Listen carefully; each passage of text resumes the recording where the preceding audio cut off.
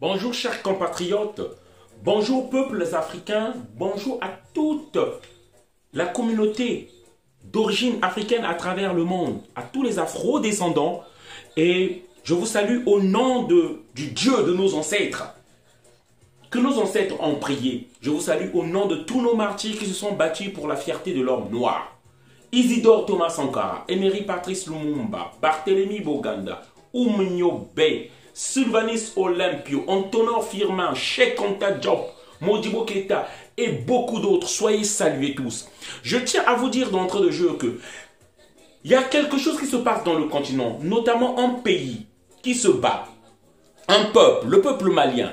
Et si ce peuple échoue, c'est une honte encore une fois pour tout le peuple noir à travers le monde. Au cas où vous n'êtes pas conscient de ça, je tiens à vous rappeler déjà cela. Alors, je tiens à vous dire, le lundi 24 janvier 2022, les responsables du peuple malien, les dirigeants du peuple malien, parce qu'il faut les respecter, c'est ainsi que nous devons les appeler, parce qu'ils ont eu la légitimité et le soutien du peuple malien, ont demandé le lundi 24 janvier 2022, au contingent de 90 Danois qui viennent d'arriver là, donc des forces spéciales et des médecins de la force Takuba, de libérer leur pays. Parce qu'ils ne les ont pas fait appel, ils ne les ont pas fait venir.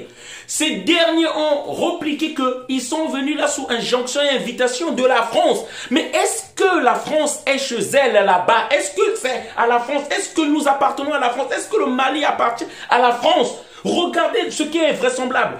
Rappelez-vous, au Parlement français, on a dit, les dirigeants français ont dit que nous n'avons pas intérêt à quitter le Sahel. Il y dépend de notre avenir. C'est ce qu'ils ont dit. Donc, par rapport simplement à ça, nous savons que donc, les histoires même du djihadisme et tout ne pouvaient être que des prétextes où ils n'ont jamais voulu que le djihadisme ou le terrorisme disparaisse au Sahel afin que ce soit un prétexte pour y rester. Rappelons-nous que ça fait plus de 9 ans que l'Occident est là-bas. La force française est là-bas. Il n'y a eu jamais de résultat. Mais à peine depuis 4 mois, 5 mois que nous entendons que la coopération russe-malienne a repris, ils ont donné que du matériel aux Maliens eux-mêmes. En 4 mois, ils ont pu libérer le Mali. On n'entend plus parler de djihadisme. Même ceux qui parlaient de diviser le Mali, on n'entend plus parler. Voilà, nous suivons la chaîne malienne et nous avons toutes les informations. Il n'y a plus tous ces gens-là. Pourquoi? Donc ils faisaient semblant. Sinon, ils faisaient semblant de chasser les djihadistes et ils n'y arrivaient pas. Peuple malien, il faut qu'on se lève. Peuple africain, il faut que nous nous levons. Et nous disons à ceux-là qui veulent pas obtempérer, parce que les Danois ne veulent pas obtempérer de quitter par rapport à l'injection aux dirigeants malins. Ils disent qu'ils n'ont pas la légitimité. Nous leur disons ceci. On est prêts, les Africains, à descendre nous-mêmes pour défendre nos terres. C'est chez nous là-bas. C'est chez nous. Lorsqu'on vient ici, on nous dit qu'on n'est pas chez nous ici. Là-bas, c'est chez nous. Et nous avons le devoir. Comme ce sont des peuples barbares, comme ce sont des peuples qui aiment bien la violence. Mais nous allons leur dire que si nous avons le matériel, nous serons à la hauteur et plus que ça. Nous demandons, vous devez libérer nos terres. Faites circuler cette vidéo. Écoutez ce qui se passe là. Parce que ces gens-là, ils se foutent de la gueule des gens. Ces gens-là, ils veulent nous prendre comme si on était leurs enfants et leurs esclaves. Écoutez ça. Y a-t-il des conservateurs dans Nicolas? Non. Écoutez ça, s'il vous plaît.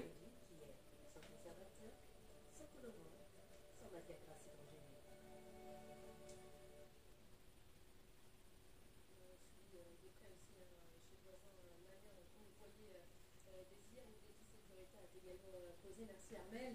Le gouvernement malien dominé par les militaires arrivé aussi au pouvoir à la faveur d'un coup d'État en août 2020 fait monter un peu plus la tension. La junte vient effectivement demander au Danemark de retirer immédiatement la centaine de soldats arrivés récemment dans le pays. On retrouve tout de suite notre envoyé spécial Cyril Payen à Bamako. Cyril, bonjour.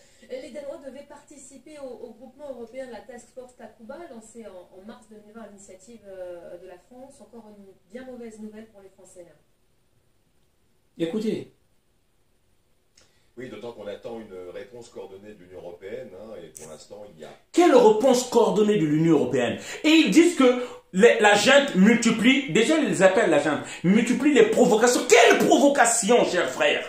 Quelle provocation? C'est eux, comme, c'est des mots. En fait, leurs chaînes sont que des chaînes de propagande pour préparer leur guerre. C'est ça, en fait. Rien. Donc, effectivement, en creux, on sent bien que cette offensive sévère, qui, je rappelle, est assez exceptionnelle, puisqu'en termes de coopération militaire, il est... Les mots sont très importants, assez exceptionnels par rapport à quoi? assez rare de dénoncer la présence de soldats quand ils sont déjà arrivés, mais on aura bien compris ici, ça n'échappe à personne, que c'est la France qui est visée. La France est visée par rapport à quoi? Maintenant, on va répondre à chaque vidéo que vous allez faire en mettant la possibilité de leur répondre. La France qui est visée par rapport... On vous demande de partir simplement. Même les militaires français ne doivent pas y rester avant les élections.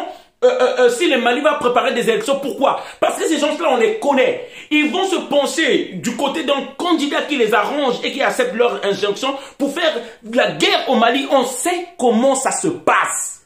Voilà, ils sont ce jeu. Ce sont les représentants aujourd'hui du peuple malien.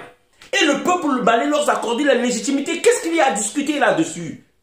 Écoutez, le gouvernement de transition, hein, qui continue cette offensive de surenchère diplomatique, hein, 2 semaines après avoir été visé par des sanctions du groupement économique de l'Afrique de l'Ouest, 2 semaines après avoir été, on le sait, largement condamné par la communauté internationale pour son manque de clarté dans son chronogramme électoral.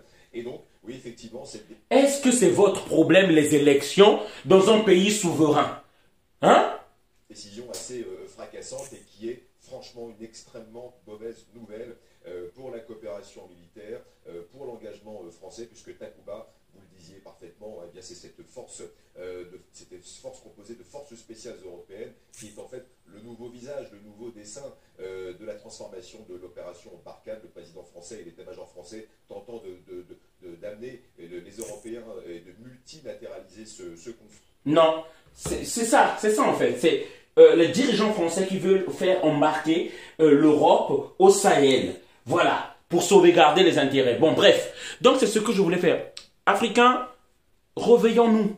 Parce que lorsqu'on parle de danse, on voit les gens là-bas. Lorsqu'on parle de musique, lorsqu'on parle du sexe et tout, on est sur les questions sérieuses, on n'est pas là. Même le bruit que nous partons faire dans les manifestations, c'est bien d'exprimer nos émotions. Mais il est important qu'on s'organise.